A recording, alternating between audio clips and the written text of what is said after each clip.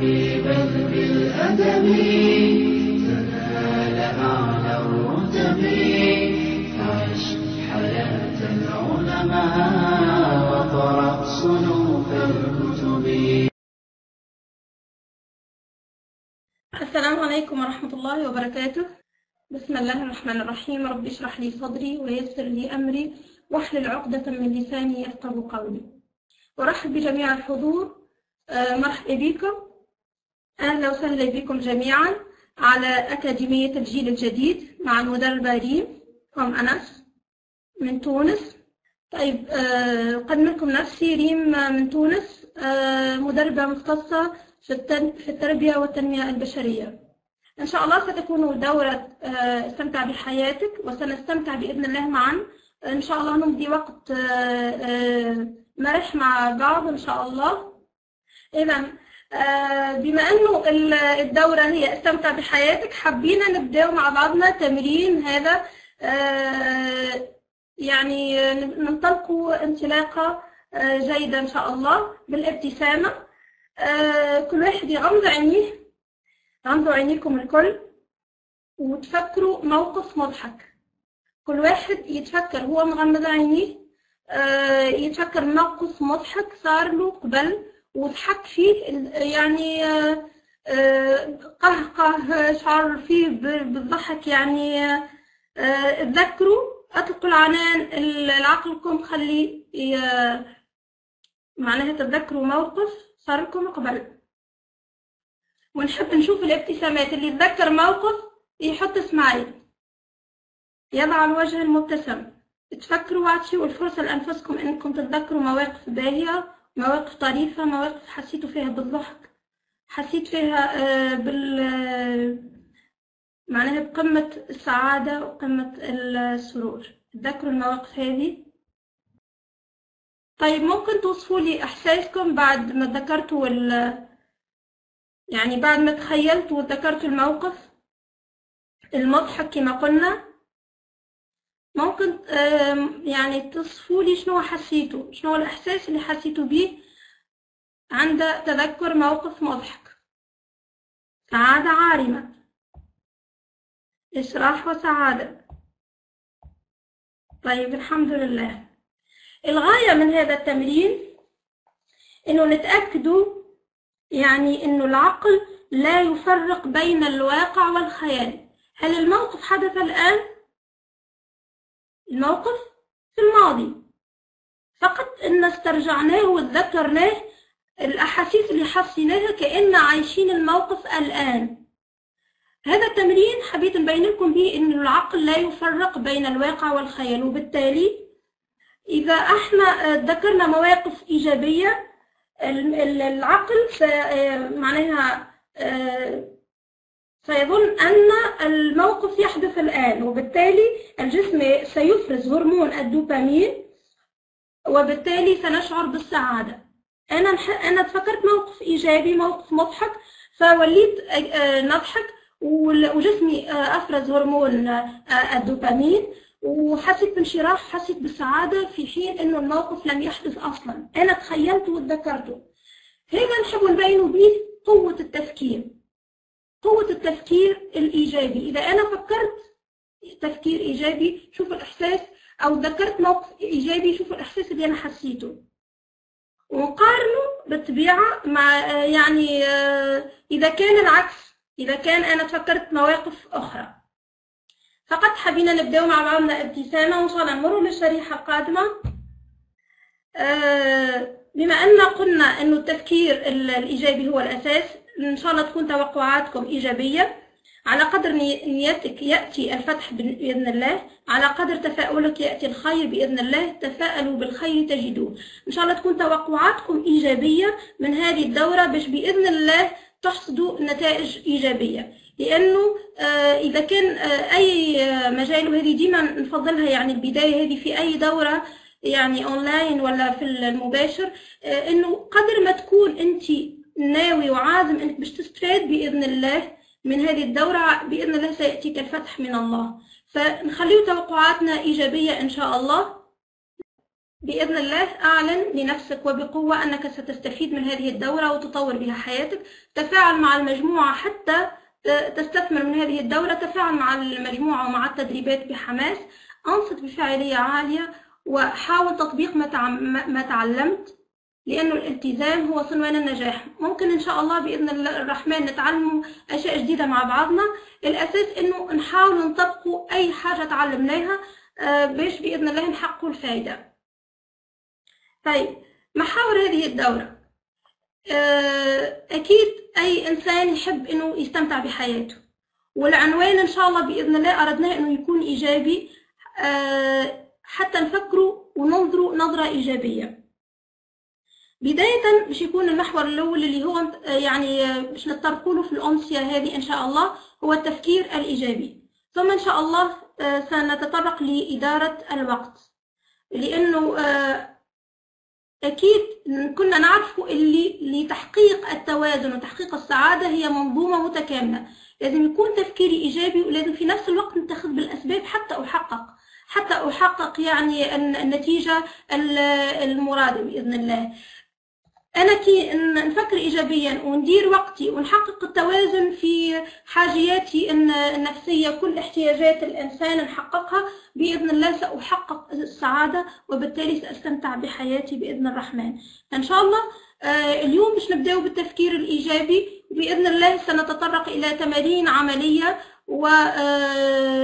والأسبوع القادم بإذن الله إدارة الوقت، ثم إن شاء الله التوازن. حقق التوازن تحقق السعادة. إن شاء الله نرجو من الحضور الكريم أنهم يتابعوا الدورة ويستمروا في حضور يعني الحلقات القادمة، لأنها كل مرة باش نتطرقوا الحاجة اللي هي إن شاء الله باش تفيدنا وباش تعاوننا على الاستمتاع بحياتنا بإذن الرحمن إن شاء الله. التفكير الإيجابي. كي نقول التفكير الإيجابي، أول حاجة نخمم فيها هي كيفاش أنا لازم نفكر إيجابيا، كيف يمكنني تحقيق التفكير الإيجابي. لأنه الفكرة أول ما تجيني فكرة في عقلي تولد لي مشاعر، والمشاعر باش تفرز سلوك، والسلوك باش يأكد الفكرة هذيك.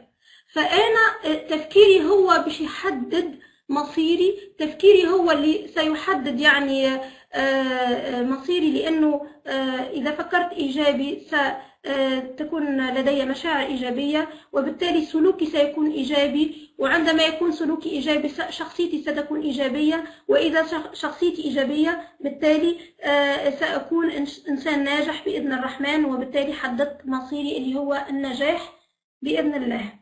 فأنا الغاية من إني نفكر إيجابيا إن نحقق الاستمتاع في حياتي، إني نحقق النجاح، إني نحقق التوافق مع الآخر. لأنه أحيانا تفكيرنا يسبب لنا مشاكل مع الآخر، يسبب لنا مشاكل في التواصل مع الآخر. ممكن بتفكيري نهول أشياء يعني غيري ممكن يراها بسيطة. ف يعني لا نستهين بكل فكرة تطرأ على عقلي، بكل فكرة تخطر ببالي. أنا نشوف هل هي إيجابية ممكن تفيدني واصل فيها، إن كانت سلبية أضع لها حد. سبحان الله، هو التفكير الإيجابي هي منا ورحمة من الله وتوفيق منه أكيد، لكن احنا قادرين بإذن الله إنه نخليه تفكيرنا إيجابي. في المقابل التفكير السلبي هي ممكن نعتبرها وسوسة من الشيطان. يعني الشيطان غايته إنه يحسن الذين آمنوا، فبالتالي إذا يوسوس له ويحس نفسه إنه يعيش في أفكار سلبية، هذا كله من الشيطان. سنقوم بتمرين مقارنة بين الإنسان السلبي والإنسان الإيجابي. السلبي نبدأ بالإيجابي قبل. الإيجابي لديه أهداف، يعني الإيجابي تلقاه يبدأ يومه عنده عارف شنو باش يعمل، عنده برنامجه، نظرته تكون إيجابية، يكون متفائل. في حين السلبي يكون عنده أحلام لكن يشعر بالإحباط إنه ما ينجمش يحققها، يكون عنده ديما أعذار، ما نجمش نخلط نعمل لك الحكاية هذيك، ما نقدرش أنا، عندي ظروف قاسية، عندي دائما يذكر الأعذار. الإيجابي يجد حل لكل مشكل، بينما السلبي يجد مشكل في كل حل. إذا أنت اقترحت عليه أي حل يقول لك ما نجمش نعمله على خاطر كذا، ما نجمش نعمله لأنه يتعذر عليا، عندي العذر الفلاني، عندي ضغوطات، عندي دائما لديه أعذار ولديه مشكل حتى ولو اقترحت عليه حل. الحل هذاك يجد فيه مشكل ويقول لك أنا ما نجمش نعمل الحل هذاك لأني عندي المشكل هذا. لماذا؟ لأنه نظرته سلبية وهو أراد ويعني يقرر أنه يبقى في السلبية هذيك. حاولوا كما قلت لكم باش نعملوا تمرين، حاولوا يعني فكر في فكرة سلبية، يعني لحظات ما نحبهاش تدوم إن شاء الله. تذكر موقف سلبي. طيب ذكرت موقف سلبي، أبدل التفكير هذاك باستغفار وذكر لله. هو التمارين هذه يعني تكون مباشرة حتى نشوف وجوهكم النيرة ونشوف يعني كيفاش ملامحكم تتغير سبحان الله. هذا هو الأونلاين يعني. الحمد لله على كل حال، الحمد لله لا بأس. إن شاء الله نحبكم تتواصلوا معايا. المهم يعني تقولوا لي أحاسيسكم بعد ما كنت تفكر في موضوع سلبي وغيرت بذكر الرحمن سبحانه وذكر الله بالاستغفار يعني ستقوم بعملية قطع للتفكير السلبي بمجرد ذكر الله. انت عملت عملية قطع. والتفكير السلبي هو أصلا من الشيطان، هي وساوس شيطانية كما قلنا. الشيطان يريد أن يحزن الذين آمنوا، وبالتالي احنا كيفاش نجموا نضعوا حد للتفكير السلبي؟ أولا بالذكر. إذا كما قلنا الشيطان يوسوس للإنسان حتى يعني يقوده إلى الإحباط، يقوده إلى سوء الظن بالناس. فكل الأفكار السلبية هي أساسا من الشيطان. كيف نضع حد لهذه الأفكار السلبية؟ أولا أول ما تجيني الفكرة السلبية أنا نضع حد لها بإني نوجهها توجيه إيجابي، ثم أذكر الله سبحانه، أستغفر، أحمد الله على نعمه، أحاول يعني أفكر في الأشياء الإيجابية في نعم الله علي، وبالتالي سأضع قطع لهذا التفكير السلبي أولا. ثم الشيطان يعني إذا أنت بعد التفكير السلبي ذكرت ربي بالتالي ستزيد حسناتك، وبالتالي يعني سيتغير تفكيرك، وهذا لن يعجب الشيطان. وبالتالي تعرفون الحديث أنه الشيطان عندما يرى سيدنا عمر رضي الله عنه وأرضاه يغير طريقه. لماذا؟ لأنه سيدنا عمر رضي الله عنه وأرضاه غلب الشيطان، كل ما يوسوس له بحاجة إلا يعمل يعني ضده، إنه يزيد من حسناته. بإذن الرحمن كل ما تستغفر بعد وسوسة الشيطان لن تأتيك الوساوس مرة أخرى. وجربوها بإذن الله. إذا أي تفكير جاك سلبي، ظنيت سوء بأي أحد،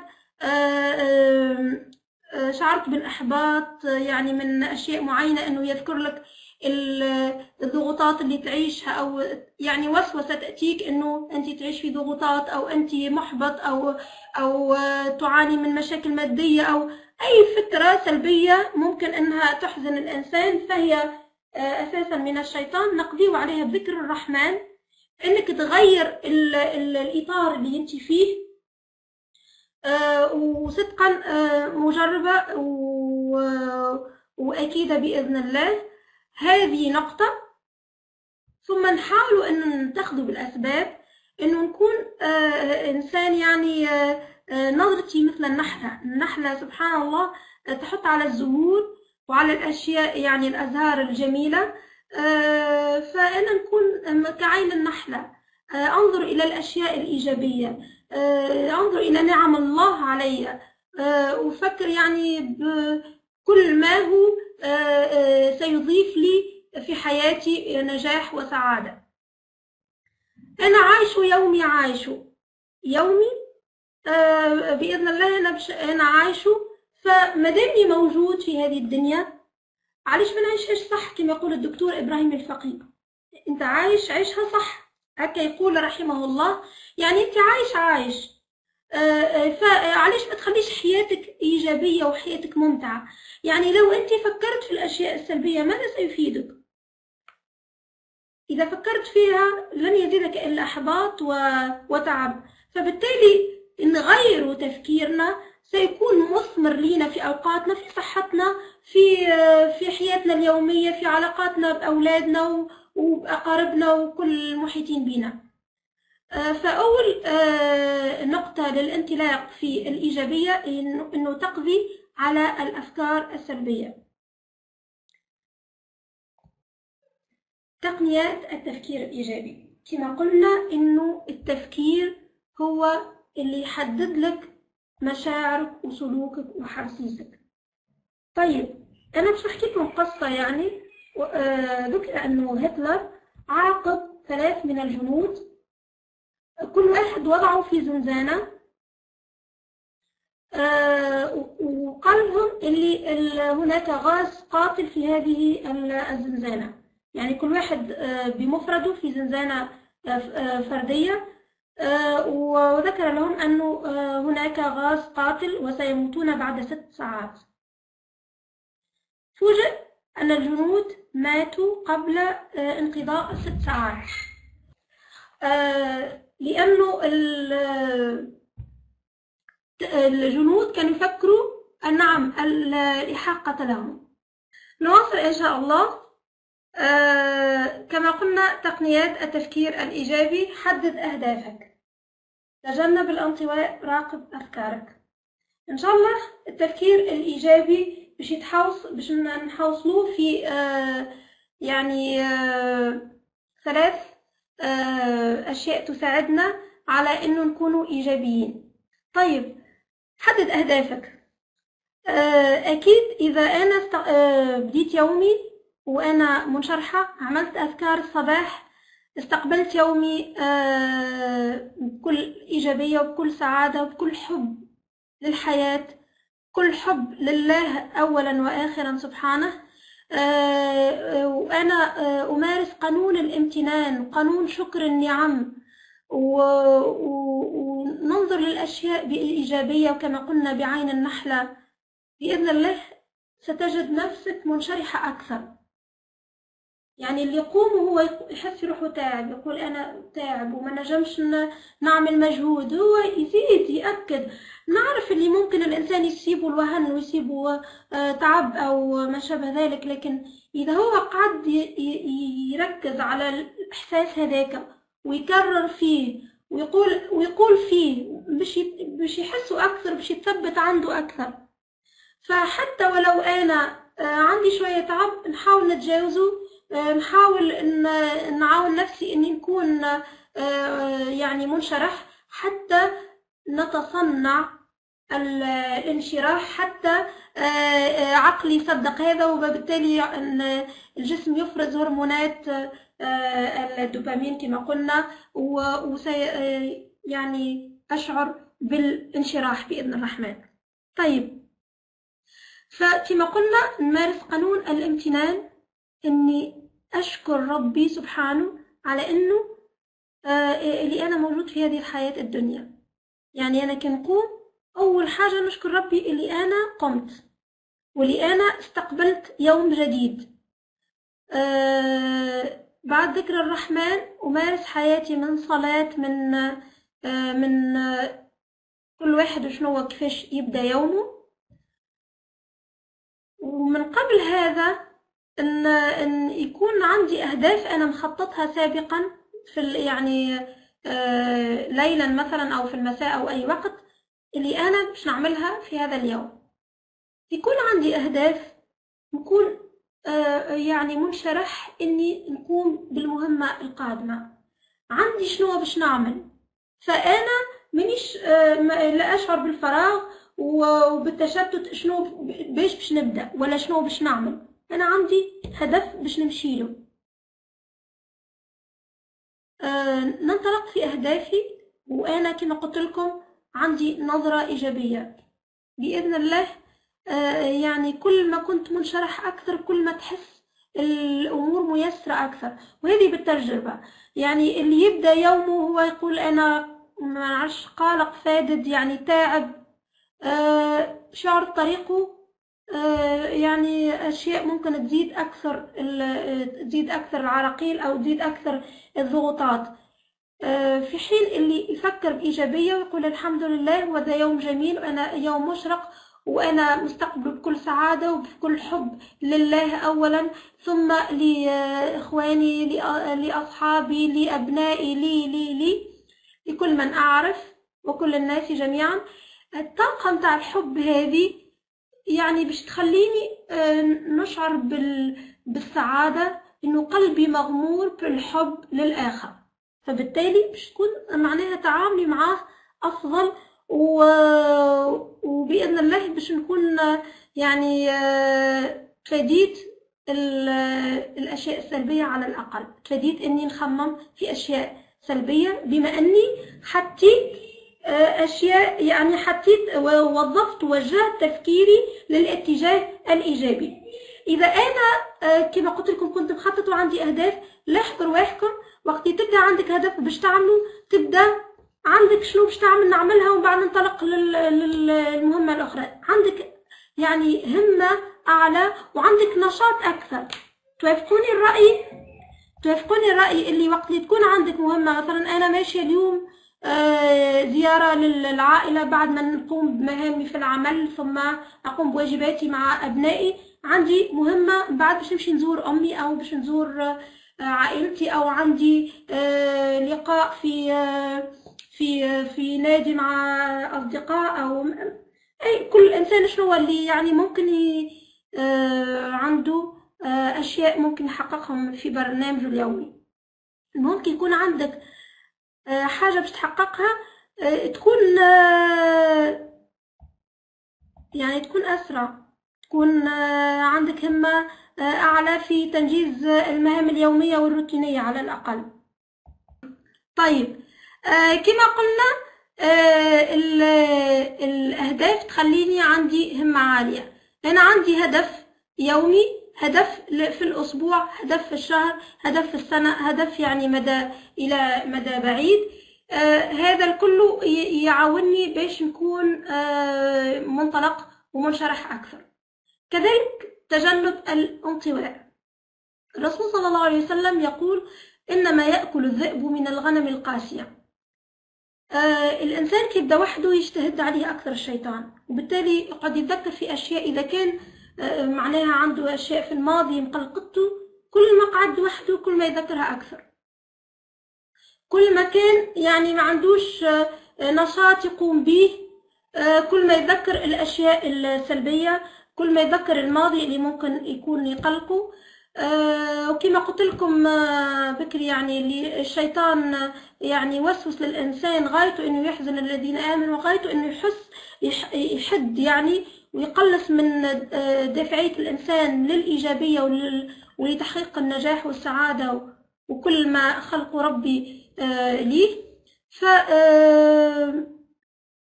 نحاولوا ان نتجنبوا الانطواء، نحاول نتجنب الوحده، نحاول تكون عندي انشطه جماعيه، يعني يكون عندي لقاء في حلقه تعليم، يكون عندي تعليم قرآن او حضور دورات او حضور امسيات او نوادي لتنميه المهارات،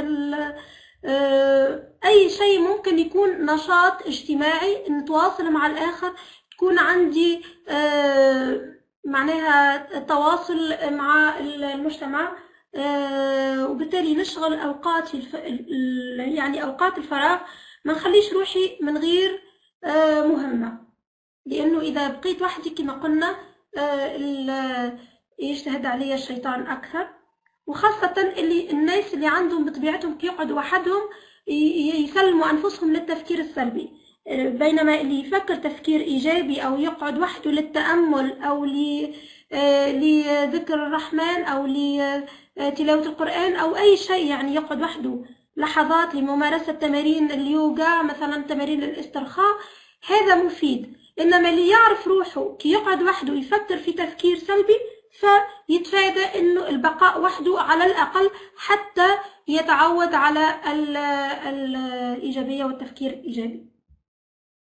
راقب أفكارك، حاول إنك كل فكرة يعني تجيك راقبها، يعني ما تخليش نفسك منقاد مع أي تفكير يجيك. إذا كان سلبي كما قلنا نضع له حد، ما نخليش روحي ننساق الفكرة السلبية وراء فكرة أخرى وهي تجر الفكرة أخرى سلبية أكثر منها، حتى الإنسان يعني وقت التفكير يشعر سبحان الله نعم يعمل فلترة لأفكاره، يعني يحاول أفكاره يميز بين الإيجابي والسلبي. إذا كان إيجابي ممكن تقودني الفكرة ذيك لتطوير من نفسي إلى تحسين من حالتي فبها ونعمة. إنما إذا السلام عليكم ورحمة الله أخت سمية، مرحبا بك. كما قلنا التفكير السلبي يضع له حد حتى لا يستمر فيه، وإذا عودت نفسك أنك تضع حد للتفكير السلبي أو تغيره للإيجابي بإذن الله ستعتاد على ذلك. كما يعني يقولوا عود نفسك على السعادة حتى تعتاد عليك، عود نفسك على التفكير الإيجابي حتى يتعود عليك. كل ما عودت نفسك أنت واتجاهك، يعني سبحان الله أنا بعد ما عملت دورات التنمية البشرية وليت نحس روحي الكلمات السلبية نحسها معناها يعني تقلقني نفيق بها مباشرة، يعني كلمة حسها ماهيش في بلاصتها. يعني ثم ناس سبحان الله عندهم كلماتهم في سياق حديثهم العادي مفردات يعني سلبية تعطي إيحاء سلبي للعقل، فنحاول كل كلماتنا تكون إيجابية. يعني سبحان الله الرسول صلى الله عليه وسلم يقول الكلمة الطيبة صدقة. قدر ما تكون كلامك طيب قد ما يكون عنده أثر على النفس أفضل يعني. نعم ممتاز جدا، ممتاز جدا أستاذ سمير. الأفكار الإيجابية تعطينا طاقة دافعة للسعادة والخير كل ما كانت. وسبحان الله وهذا بالتجربة عملوا يعني العلماء تجربة على الماء ويعني قرأوا عليه القرآن، فالمكونات متاع الماء تغيرت سبحان الله، أصبحت يعني عندها منظر الجزيئات متاع الماء ولا منظرها يعني جميل جدا. والإنسان أكثر من 75% من جسمه ماء، يعني إذا الماء يتأثر معناها بالكلمات اللي تقرأ عليه سبحان الله. والإنسان كما قلنا يعني جسده أكثر يعني 75% ماء، فبالتالي هو كل كلمة تقال له أو هو يفكر فيها فهي باش تأثر على نفسيته وعلى حالته. وكما قلنا يعني الرسول صلى الله عليه وسلم يقول الكلمة الطيبة صدقة، لما لها من أثر على النفس. يعني إذا أنا سمعت كلمة إيجابية باش تأثر فيها إيجابيا، إذا كان سمعت عكس ذلك طبعا باش تكون النتيجة سلبية. يعني بعض الناس يعتمدوا في مفرداتهم العادية، يعني مش حتى متغشين ولا في حالة من الغضب، وهو يكلم في أولاده يكلمهم بطريقة يعني سلبية. إذا هو ما فهمش يقول له يا غبي عادي، معناها إنه يقول له يا كذا يا كذا. المهم فنعم كل الإيجابية هي في الإسلام سبحان الله. هي التنمية البشرية هي نقول لها التنمية معناها الأفضل نقول التنمية المحمدية، لأنه الرسول صلى الله عليه وسلم كل الأشياء الإيجابية علمها رسول الله صلى الله عليه وسلم. يعني كي يرجعوا العلماء يلقوا كل هذا يعني موجود في ديننا في سنة حبيبنا صلى الله عليه وسلم سبحان الله. وعلى ذكرنا يعني لتأثير الألفاظ على النفس، رسول صلى الله عليه وسلم هو والصحابة يمروا بمكان، فقال صلى الله عليه وسلم ما اسم هذا المكان؟ قالوا يا رسول الله الضيقة. فالرسول صلى الله عليه وسلم قال بل الواسعة إن شاء الله، بل الواسعة صلى الله عليه وسلم، يعني الكلمة هي الضيقة حتى لا يعني لأنه يعلم قيمة وطاقة هالكلمة، إن هي كلمة سلبية ضيقة، فقال الواسعة. وهذا دعوة للصحابة حتى تكون نظرتهم إيجابية. فالرسول صلى الله عليه وسلم علمنا الإيجابية وهو قدوتنا صلى الله عليه وسلم، حتى في الأسماء، يعني كي يكون اسم سيء المعنى يعني يقول يعني الرسول صلى الله عليه وسلم يطلب منه تغيير اسمه. فنحرص على أنه تكون أفكارنا إيجابية، والألفاظ اللي نقولوها والكلمات اللي نقولوها تكون إيجابية. كما قلنا تجنب الانطواء، كل ما قال الإنسان وحده كل ما اجتهد عليه الشيطان، وكل ما يعني تجد أكثر وأغلب الأمراض العضوية هي بالأساس يعني الأساس متاعها مشاكل نفسية، لأنه معناها تلقى أمراض الضغط، أمراض السكر، أمراض كل الأمراض هي نتيجة تفكيرنا الإيجابي عفوا السلبي. تفكيرنا يكون سلبي، والقوقعة مع الذات، وإني نخلي نفسي عايش في ضغط، وضغط أصلا مش موجود. لو تغير فكرتك وتغير نظرتك ممكن الأحوال تتغير وتتبدل. كما قلت لكم قانون الامتنان يعني سبحان الله العظيم قانون رباني، لأنه الله سبحانه يقول ولئن شكرتم لأزيدنكم. يعني كل ما زاد امتنانك وشكرك لله وذكرك للنعم كل ما زادت النعم، كل ما زادت النعم سبحان الله. فأنا كي نقعد وحدي ونقعد نتذكر في الأشياء السلبية العكس صحيح. إذا أنا ربي أنعم علي بعدة أشياء وأنا منظرت لهاش وقعدت مركز كان على الحاجة السلبية اللي ممكن تكون ابتلاء أو يعني أي موقف يكون يمر بالإنسان، احنا مانيش في جنة، مانيش عايشين في الجنة، احنا في الدنيا معرضين للابتلاء. فنظرتك هي اللي تحدد. إذا أنت تقبلت الأمر ورضيت به فأنت باش تكون مرتاح، بينما إذا أنت ما تقبلتوش باش تكون تعب وما غيرتش الأمر. يعني الرسول صلى الله عليه وسلم يقول المؤمن أمره كله خير، إذا أصابته سراء فشكر فكان خيرا له، وإذا أصابته ضراء فصبر فكان خيرا له. يعني احنا في كل الأحوال أي أمر يصيبنا إذا كان أحمدنا ربي عليه سيمر وسيكون لنا الأجر بإذن الله. فأنا حتى وين مريت بموقف صعب يعني من نهولوش، ما نعطيش أكبر من حجمه، وما نحسوش اللي هو نهاية الحياة. وأنا أحيانا تجد أم يعني موقف صغير مع ولدها ولا مع زوجها ولا يعني تعيش موقف صعيب تحسوا هذاك نهاية العالم، مش حتى يعني تحس موقف هذاك تعمل منه مشكلة كبيرة وتتعب عليه مش معناه أنا باش نقول راني أنا ما نحسش بأي موقف يمر بيا، نحس لكن اللحظة هذيك فقط ومن بعد نتجاوز.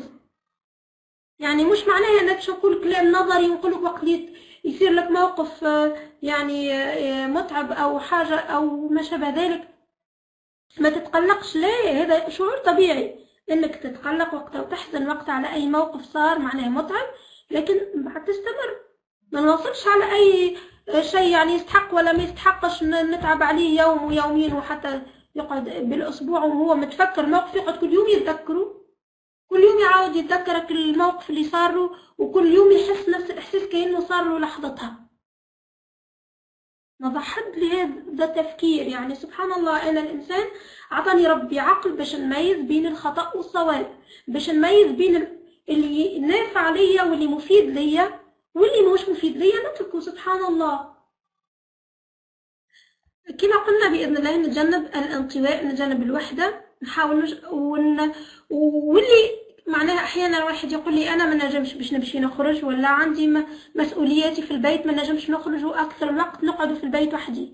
حاول إنك تسمع حاجة، يعني ربة البيت اللي متنجمش تخرج متنجمش كما قلنا تمارس أنشطة جماعية وما شابه هذا، تحاول أنها تسمع شريط. والآن الحمد لله كل شيء متوفر، ما عادش عندنا أعذار باش نقولوا ما عنديش منين نسمع حاجة تفيدني. نحط القرآن، نسمع قرآن، وألا بذكر الله تطمئن القلوب. نحط نسمع دورات مثلا الجيل الجديد ربي يبارك فيهم، هناك تسجيل لكل الدورات السابقة، نحاول نسمعهم من جديد. يعني نخلي معناها نحط روحي في قالب الإيجابية بإني نحدد المحيط اللي أنا فيه. أنا نحب نكون إيجابي، نسمع شرائط تحث على الإيجابية، نحضر في دورات تحث على الإيجابية. يعني نجم نقعد نسمعهم مسجلين، وبإذن الله باش نقعد في الإطار هذاك. كما قلت لكم إنه الإنسان يحاول يتواصل مع الآخر، ويحاول إنه يختار الآخر اللي باش يتواصل معاه. يعني أنا كل ما نختلط ناس إيجابيين تفكيرهم إيجابي، كل ما تزيد إيجابيتي وكل ما يزيد تفاؤلي. في حين أنه أحيانا تجد ناس يعني محبطين سبحان الله، وين تقف معاه ما يحكي لك حتى حكاية كانت سلبية. هذوما الناس إذا كان أنا ما نجمتش ندفعهم للإيجابية، مش نكون نتخلوا عليهم. لا، المسلم يكون إيجابي ويحاول أنه يفيد معناها الأطراف المحيطة به. فإذا أنا حاولت أني ندفعهم للإيجابية فبها ونعمة. إذا أنا لقيت نفسي هما أثروا فيا وما نجمتش ندفعهم للإيجابية، نتفادى اللقاء معهم. على الأقل حتى أنا نطور من نفسي.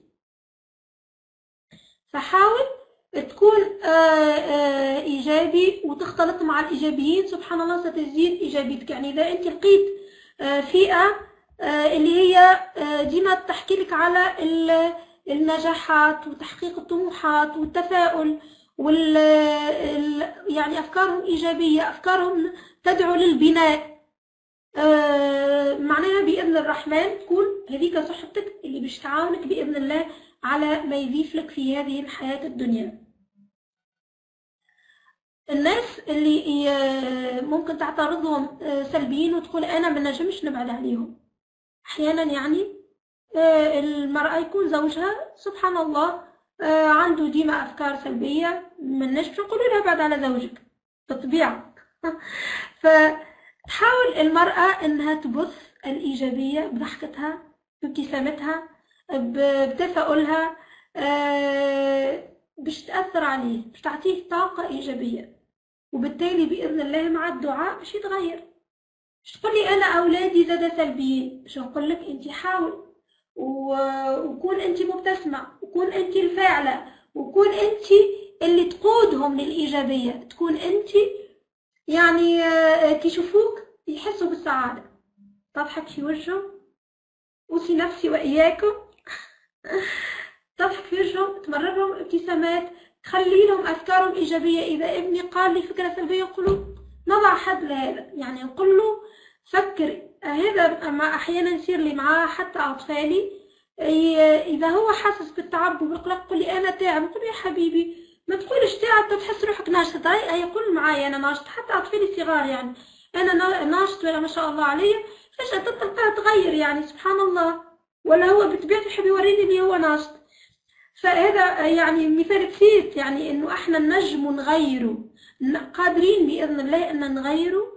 وإذا إحنا كنا واثقين في أنفسنا أننا قادرين فسنكون بإذن الله قادرين. لأنه ربي سبحانه يقول في الحديث القدسي أنا عند ظن عبدي بي فليظن ما شاء، إن ظن خيرا فكان خيرا له.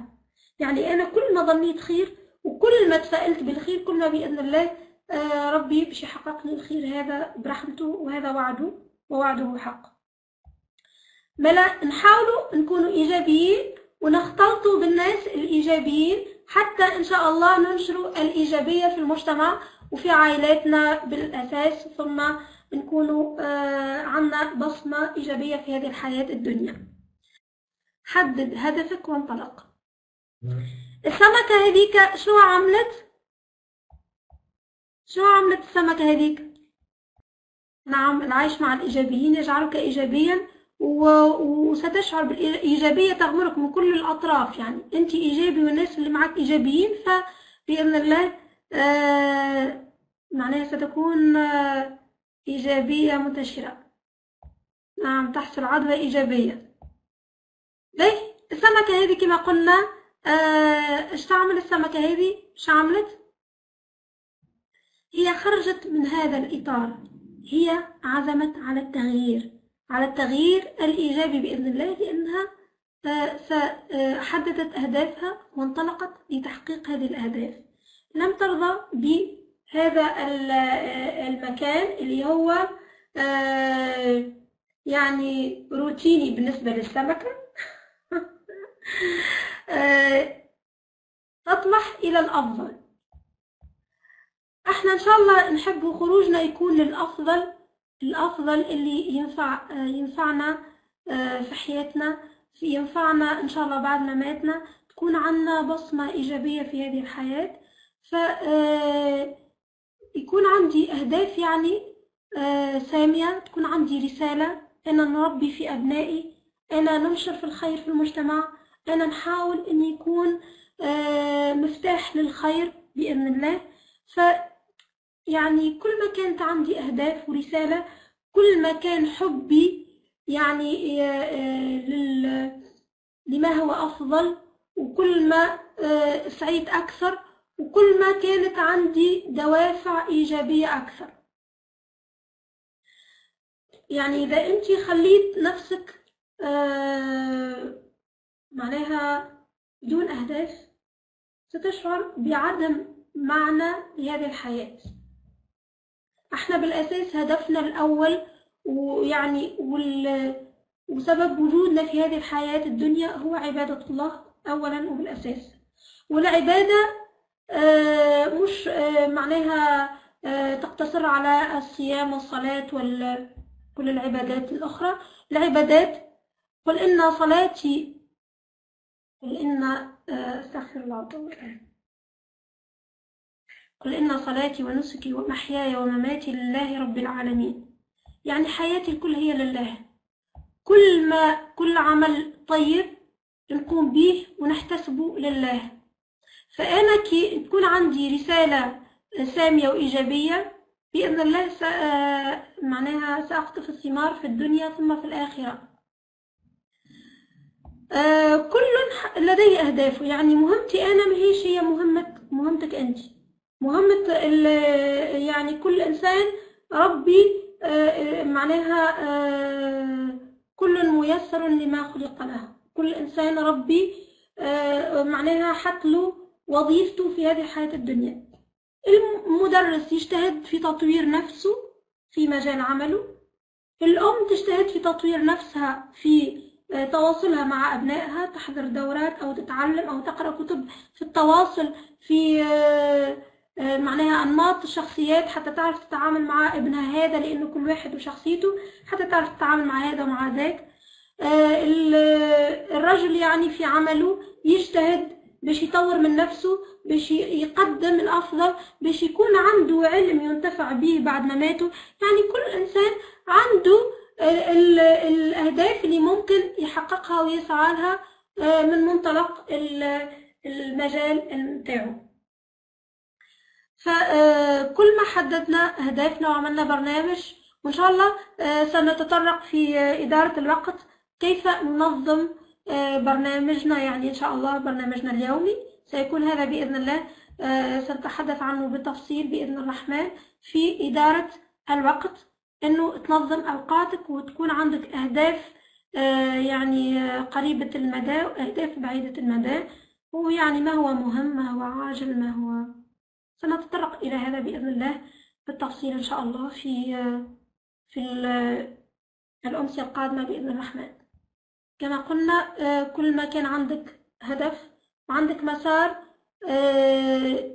انت حددته وكنت متوكل على ربي، اكيد ماناش باش نقولوا انه ما تعرضناش عقبات. كما قلنا احنا في الدنيا ماناش في الجنة، لكن نظرتي للعقبة هذيك كيفاش يعني اذا كنت ايجابي فنتجاوزها ونقوم ونواصل، بينما السلبي يقف وينجم يقف مدة طويلة على الموقف هذاك اللي صار له أو الفشل اللي صار له. فاحنا نحاولوا تكون ديما نظرتنا إيجابية، حتى أي موقف سلبي نوظفوه نخليه موقف قوة، يعني الفشل نقول هذاك بداية نجاح، بداية انطلاقة، أنا تعلمت حاجة جديدة.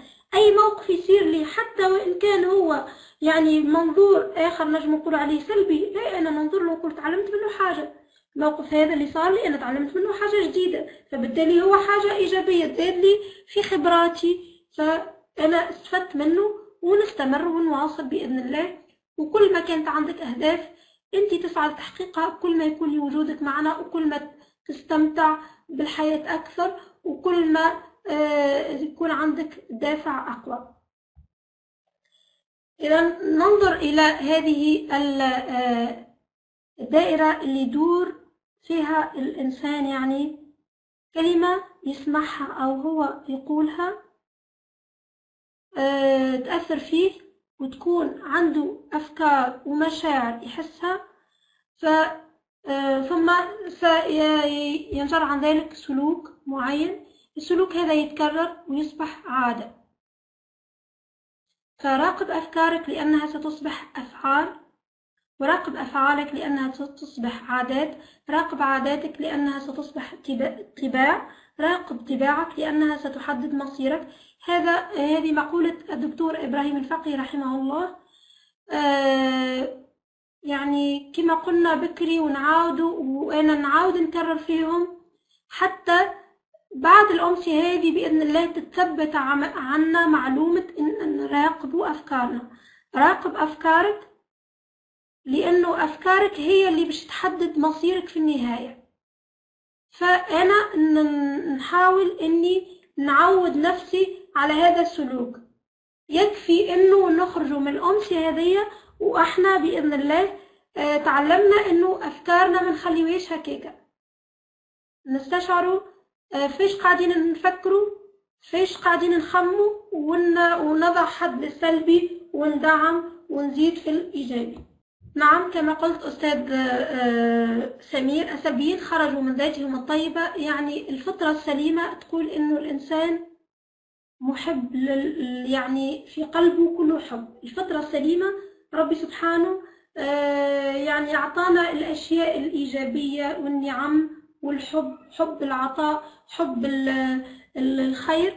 الفطرة معناها اللي خرج عن الفطرة السليمة، اللي عنده في قلبه يعني حسد أو إنه يكون يعني يحبش الخير لغيره أو يشعر بالضغينة لأطراف أخرى، فهذا مخالف للفطرة السليمة، وهذا كله من الشيطان. كما قلنا احنا نحاول نهذبوا أنفسنا إن نتعلموا عن ذواتنا أكثر، نتعلموا إنه الأصل في ذاتنا هو الحب، الأصل في ذاتنا هو العطاء، الأصل في ذاتنا هو الإيجابية. كل الأشياء الأخرى هي خارجة عن ذاتنا وإحنا قادرين إن نتخلوا عليها لأنها هي ما هيش منا أصلا. كي أنا نكون نفكر هكا بطبيعة باش نرجع للأصل متاعي اللي هو الإيجابية واللي هو من الفطرة السليمة. أنت من تحدد نظرتك للحياة. يقابلونا أكيد ناس ديما تشوف البسمة على وجوههم، زعما هما عندهم يعني حياة وإحنا عندنا حياة أخرى، عندهم معناها أوضاع مختلفة على أوضاعنا، مش بالضرورة، فقط نظرتهم هي المختلفة. يعني يقابلوك ناس يشعروا ديما تحس على وجوههم يعني مقضبين الجبين تعبين. أنا والله أشعر بالأسف يعني كنشوف يعني معناها نحس بيهم ويؤسفني إنه هما لو يعرفوا إنه كي يغيروا تفكيرهم تتغير حياتهم. سبحان الله، ربي يوفقنا ويسر يعني لنا حسن التعامل مع الآخر. معناها بالحق أنا نحس بهم ونحب يعني نوصل للناس اللي يفكروا يعني بتفكير سلبي أو عندهم نظرة سلبية إنه فقط غير نظرتك ستتغير حياتك. غير نظرتك وابتسم. كما قلنا لو عقلك انت وقت تضحك راهو ماهيش بالفلوس راهي الضحكة مجانية، راهي الضحكة معناها سبحان الله، انت وقت اللي تضحك وتبتسم ومعناها وتفرد ظهرك، تستوي ظهرك وتبدا معناها منشرح وعندك نظرة متفائلة، وكل هذا باش يعني يوصل لعقلك اللي انت فرحان واللي انت سعيد، وبالتالي الجسم كما قلنا باش يفرز هرمونات السعادة. ففقط نغير نظرتي، نبتسم، نضحك. يعني هناك برامج يعني يوجا الضحك، هي نوادي موجودة حول العالم اللي انك تتصنع الضحك. يعني انت في الاصل في بداية البرنامج معناها تمشي انك تحب تضحك، يعني تضحك حتى من غير موقف مضحك. انت تبدا باش تضحك، من بعد باش عقلك سيرسل لك يعني أشرطة للأشياء اللي في ذاكرتك، الأشياء المضحكة والأشياء السعيدة، باش تتذكر مواقف معناها سعيدة ومواقف مضحكة، وباش تسترسل الضحكة. نقولوا راهو هذا في الجانب الآخر معناها في العكس صحيح. إذا أنا معناها أحيانا ذكر الإنسان موقف تعبه في حياته في الماضي، يجب أنه يتذكر كل المواقف المحبطة والمواقف المتعبة، لأنه سبحان الله أنت عطيت إشارة لعقلك أنه نحب نجبد السجلات السلبية والمتعبة، فهو يعطيك، هو طوع أمرك. وإذا أنت ضحكت وتبسمت ومعناها فتحت نافذة الأشياء الإيجابية، وأكيد كل إنسان عنده في حياته مواقف معناها من نعم ربي علينا، دوام الحال من المحال. عنا برشا حاجات ممتعة في حياتنا، عنا عدة نعم لو يعني نذكروها معناها ماناش باش نحصيوها. فنحاول ننظر كما قلنا للجانب المشرق، للجانب الإيجابي. معناها أنا وقتها باش نولي نحس في الأحاسيس هذيك حتى ولو تصنعتها من الأول. يعني نعم، نحن أولى الناس بسعادة أنفسنا. كي تحب ذاتك وتسعى لتحقيق السعادة لنفسك باش تعطيها لغيرك. قدر ما أنت تحب ذاتك قدر ما نجم تعطي الحب للآخر، قد ما أنت تسعد نفسك وتعاملها يعني تدللها وتكرمها، قدر ما تنجم تعمل يعني تعامل الآخر بأسلوب طيب وبإيجابية وبحب. فبالطبيعة نبدأ من أنفسنا إنه نسعد أنفسنا حتى نسعد الآخر بتوفيق الله. إذن ناخذ ورقة وقلم حتى نقوم بهذا التمرين، تمرين عملي إن شاء الله. يلا، الورقة نقسموها نصفين، نقسم الورقة على 2. في الجانب الأول نذكر الأشياء اللي تقلقنا في يعني في ذواتنا. مثلا أنا نقول أنا إنسان خلينا نقوله سلبي، مثلا اللي يشعر بالسلبية يكتب، خلي الجانب هذاك اكتب فيه كل الأشياء اللي هي مقلقتك، الأشياء اللي معناها متثبت لك في التفكير السلبي، ممكن اللي أي حاجة أي صفة سلبية ممكن تراها في نفسك اكتبها وقول وفرغ اللي تحس به الكل. قول، كون صريح مع نفسك، قول عادي، مثالش مانيش باش نشوفوها الورقة وحتى حد ما هو باش يشوفها، فاكتب وقول حتى نحقق نجاعة التمرين. يعني خرج كل شيء، كل ما هو سلبي حطه في الورقة هذيك. مانيش باش نعاونكم بأشياء بمفردات سلبية، خليك نوصل للإيجابي إن شاء الله نقولكم. وإذا قائمة طويلة أقسم التمرين نصفين. إذا كان القائمة باش تطول في سرد الأشياء اللي تحس فيها، إن معناها نظرا للوقت.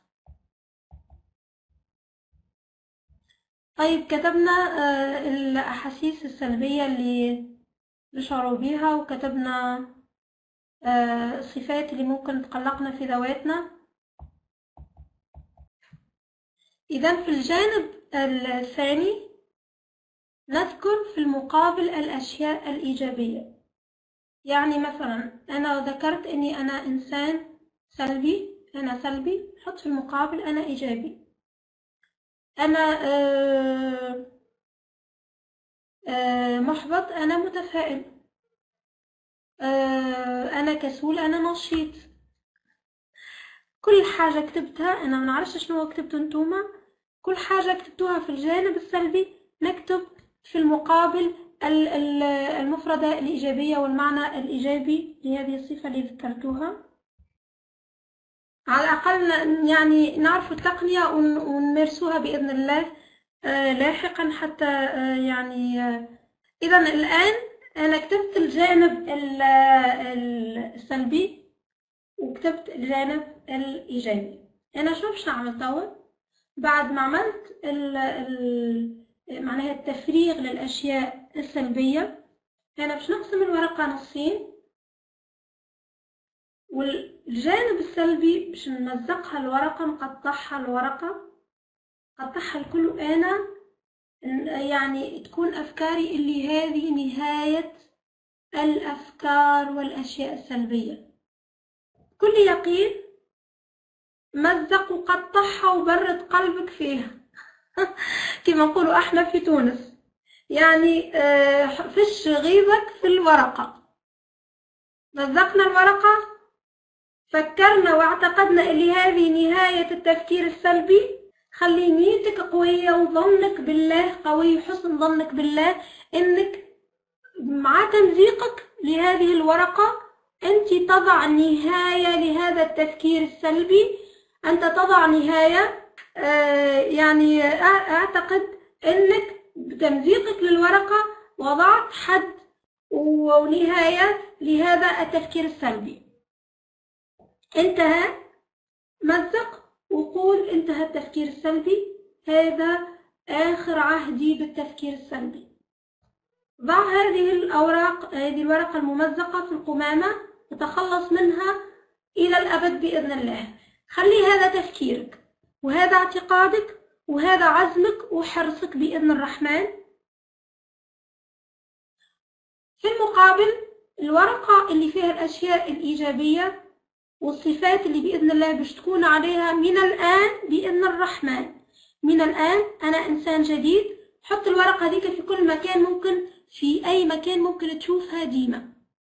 يعني حطها في مكان إنك تشوفها في النهار على القليلة أكثر من 20-21 مرة، قدر ما ممكن تشوفها.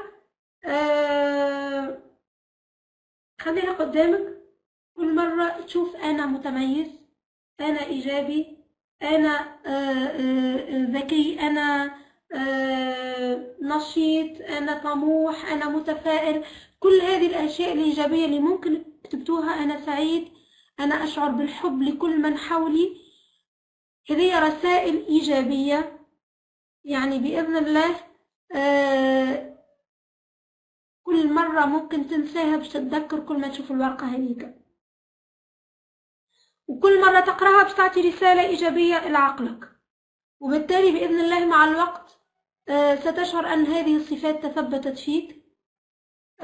والأفضل لتطبيق هذا التمرين يعني بدقة تكون صفة تعمل عليها 21 يوم، تشوفها وتحاول تمارسها وتحاول أنك تطبقها حتى ولو يعني كما نقولوا بتصنع، حتى تثبت فيك وتولي عادة فيك. وبالتالي باش تكون يعني طباع عندك ثابت بإذن الله الرحمن وبإذن الله السميع العليم. باش تحس روحك إلى متغير إلى الأفضل، إلى الإيجابية مع الوقت كما قلنا بالاتخاذ بالأسباب السابقة. وإن شاء الله هناك عدة يعني تقنيات إن شاء الله نشوفوهم في اللقاءات القادمة، كما الرياضة، كما القراءة، كما التطوير من الذات. معناها إن شاء الله احنا اليوم حاولنا نركزوا على قوة التفكير الإيجابي ومدى تأثير التفكير الإيجابي على يعني على أنفسنا وعلى سلوكنا. نحاولوا أن التمرين هذا نطبقوه، يعني كل مرة نحس روحي تقلقت من أي موقف يعني نجم أنا نكتبه، نخرج كل اللي بداخلي، ما نخليش تصير عندي تراكمات، نخرجه ونمسكه ونقوله انتهى، ونحط الجانب الإيجابي ونخليه مقابلني.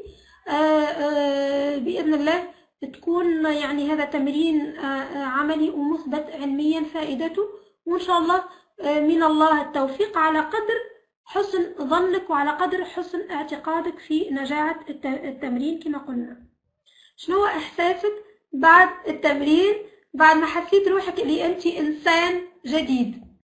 إحساسك وأنت إنسان جديد، أنت إنسان متفائل، أنت إنسان إيجابي، أنت إنسان قائد نافع للأمة، عندك همة عالية لتحقيق الأفضل، لتطوير من ذاتك، لنفع الآخر، لنفع المسلمين عامة خاصة. إذن من اليوم إن شاء الله من هذا المنبر على أكاديمية الجيل الجديد كلنا نعلن أننا بإذن الله سنترك السلبية بكل ما تحمل الكلمة من معنى في كل مجالات حياتنا. بإذن الله سنكون فاعلين بإذن الرحمن، ندعو إلى الإيجابية وندعو إلى التفاؤل، لأنه هكذا علمنا رسول الله صلى الله عليه وسلم، كان يدعو دائما إلى التفاؤل، كان يحثنا على الإيجابية، فنكون فاعلين قدوتنا حبيبنا صلى الله عليه وسلم.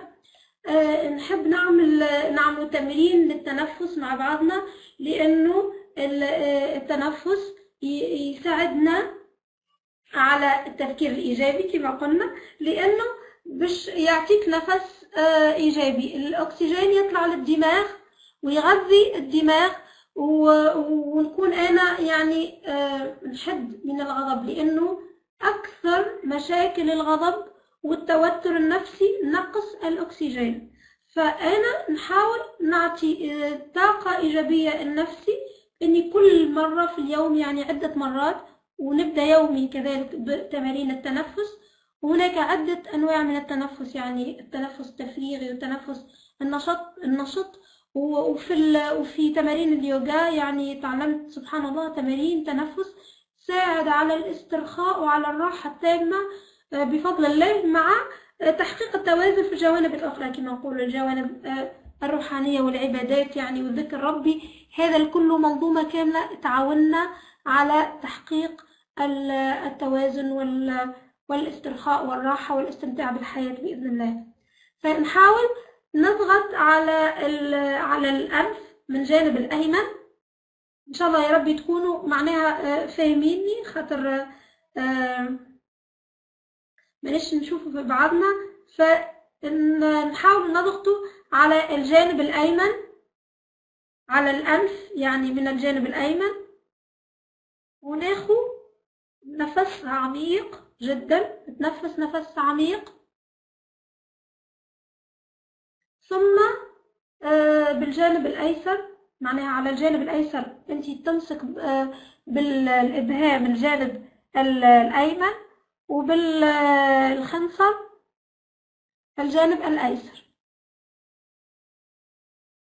باهي كي باش تضع على أنفك، يعني باش تضغط عليه أنت باش تحبس النفس شوية، تشدوا بضع ثواني ثم تخرج النفس يعني تدريجيا. تحاول تكرر التمرين هذا، تغمض عينيك وتستشعر اللي انت في قمة السعادة.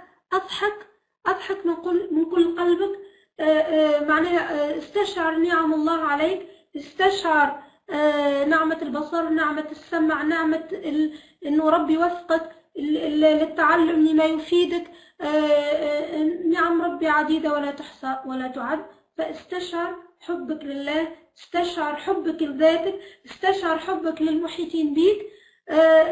غمض عينيك وحس بالأحاسيس الجميلة الرائعة. غمض عينيك وانتي تتنفس، وانتي تعمل في تمارين التنفس اللي ذكرتها لكم الآن. خليكم لحظات من الهدوء والسكينة. استشعروا بالحب، استشعروا بالإيجابية، حسوا بالسعادة، حسوا بنعم ربي. قولوا الحمد لله. اللهم لك الحمد كما ينبغي لجلال وجهك وعظيم سلطانك. اللهم لك الحمد حتى ترضى. استشعر في كل قلبك، في كل قلبك، يعني بكل جوارحك، استشعر بالحب. حس بالحب، حس بالإيجابية، حس بالتفاؤل. حس. قل أنا أشعر بالسعادة تغمرني، أشعر بالحب لكل من حولي.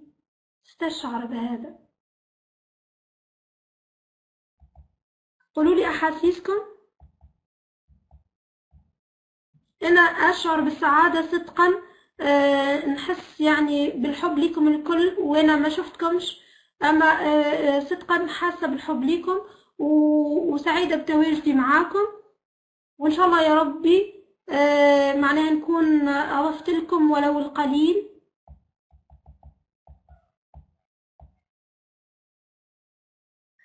إذا هذه كانت يعني أمسيتنا لليوم كحوصلة. نقولوا اللي معناها العقل لا يفرق بين الواقع والخيال.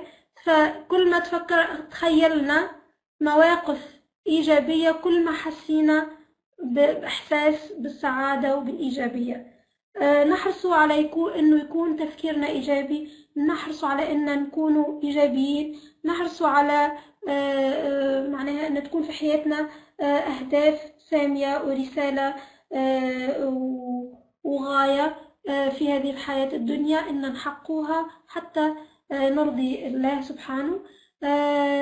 يكون معناها غايتنا نشر الحب ونشر الإيجابية، ونحبوا رواحنا باش نجموا نعطيو الحب للآخر. حبوا أنفسكم. معناها استشعروا نعم ربي عليكم. فكروا ديما المواقف المفرحة والسعيدة، لو تحسوا رواحكم عايشينها لحظتها. حاول معناها تشوف صور حاجات، يعني في ذكريات المواقف الإيجابية، مثلا صور الزواج أو صور أطفالك، يعني صور خروجة ممتعة، خرجة يعني كما نقولوا احنا تفرهدتوا فيها وصورتوها، تفرج فيهم، كأنك ديما تخلي نفسك في إطار المواقف المفرحة والمواقف المسعدة. واشكر ربي ومعناها ومارس الامتنان والشكر للرحمن بإذن الله باش تزيدك النعم.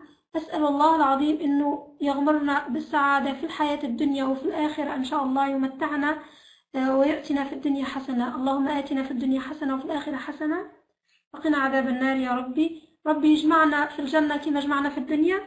نشكركم على إصغائكم، نشكركم على تواصلكم معي، وأنا سعيدة جدا بتواجدي معاكم. نشكر أكاديمية الجيل الجديد اللي أتاحت لي الفرصة باش نلقاكم، باش نشوفكم من جديد. ربي يبارك فيكم ونفع الله بكم، وإلى اللقاء إن شاء الله في الأمسية القادمة. ريم من تونس، تحياتي لكم، إلى اللقاء، السلام عليكم.